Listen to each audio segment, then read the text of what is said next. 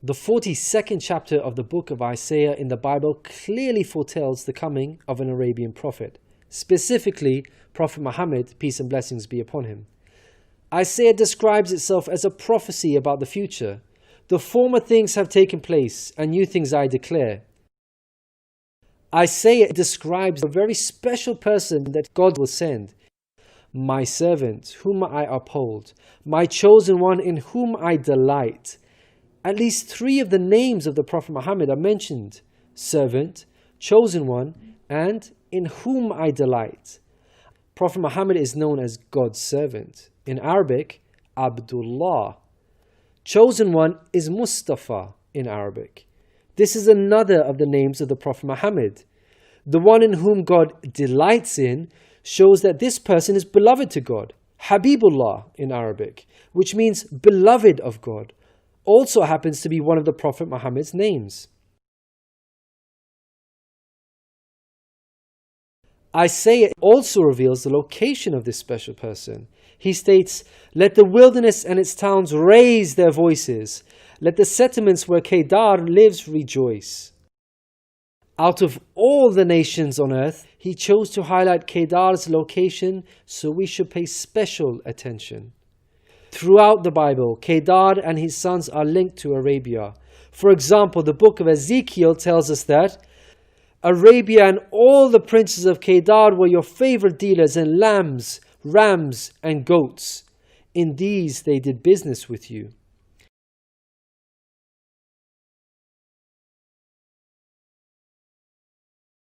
Isaiah goes on to narrow the location down further to a specific city within Arabia. He states that the people of Selah should sing for joy. Let them shout from the mountaintops. The place Selah pinpoints the exact location in Arabia. The place being spoken of is the city of Medina in Saudi Arabia, because Selah is the name of a famous mountain in Medina. Medina was the city of the Prophet Muhammad.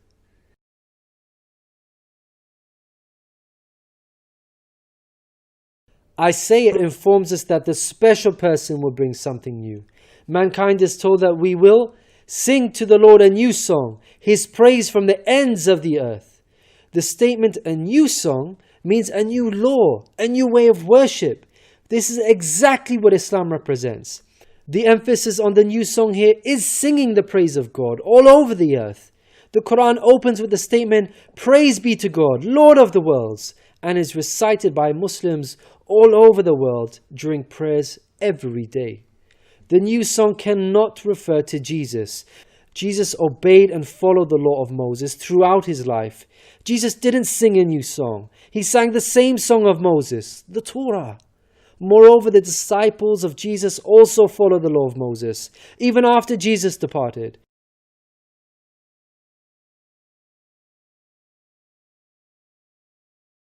Isaiah emphasizes the universal mission of the coming person by mentioning that he will be made a covenant for the people and a light for the Gentiles. Gentiles means non-Jews. The Quran confirms the Prophet Muhammad, peace be upon him, was sent to the whole of mankind, Jews and Gentiles alike. In the Quran, God tells us, "We have sent you, O Prophet, as a bearer of glad tidings and a warner for the whole of mankind, but most people have no knowledge." The verse in Isaiah cannot apply to Jesus, because in the Gospel of Matthew, Jesus said, "I was sent only to the lost sheep of Israel." Isaiah further states that he will lead the blind by ways they have not known. Along unfamiliar paths I will guide them. The pagan Arabs at the time of the Prophet Muhammad fit this description perfectly, because they had not been sent a messenger prior to Muhammad. The Quran bears witness to this. God states that Muhammad was sent to warn a people to whom no warner has come before. The verse in Isaiah cannot apply to Jesus, because his people, the Israelites, had already received a multitude of prophets from God. Isaiah emphasizes that this special person will be sent to those who trust in idols, who say to images, "You are our gods." The whole of Arabia at the start of Muhammad's prophethood consisted of idol worshippers. Again, this cannot be a reference to Jesus because his people, the Israelites, were monotheists and not idol worshippers. Moreover, Jesus explicitly told his disciples to stay away from the idol-worshipping Gentiles, the exact opposite of Isaiah. The Gospel of Matthew tells us that these 12 Jesus sent out with the following instructions: do not go among the Gentiles. Isaiah states that this special person will be a warrior and will go forth as a mighty man. He shall stir up jealousy like a man of war. He shall cry, yea, roar. He shall prevail against his enemies. Throughout history, God has dealt sternly with those who are sent guidance and persist in disbelief.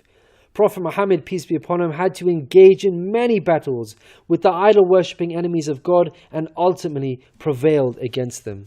By comparison, Jesus did not triumph over his enemies. According to Christians, he was crucified by them. Moreover, Jesus wasn't interested in fighting.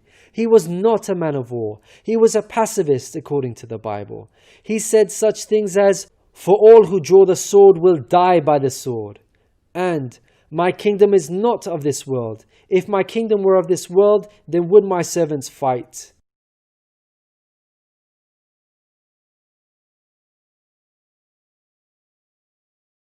Isaiah gives us a list of momentous achievements for this special person. Chief of these is that the idol worshippers will be turned back in utter shame. Not only did the Prophet Muhammad conquer Mecca, the pagan capital of Arabia, but by the end of his life, in just 23 short years of prophethood, Arabia had shunned idol worship and now worshipped the one true God of Abraham. This cannot apply to Jesus, as it was Christians themselves who were humiliated and greatly ashamed for hundreds of years after Jesus.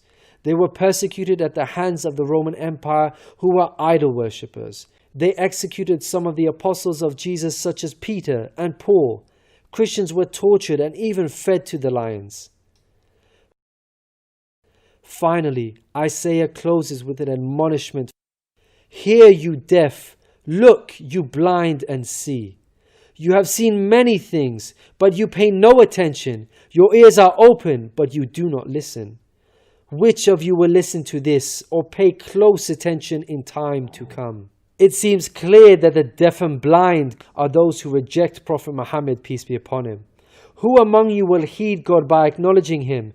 Who will listen and pay close attention in time to come?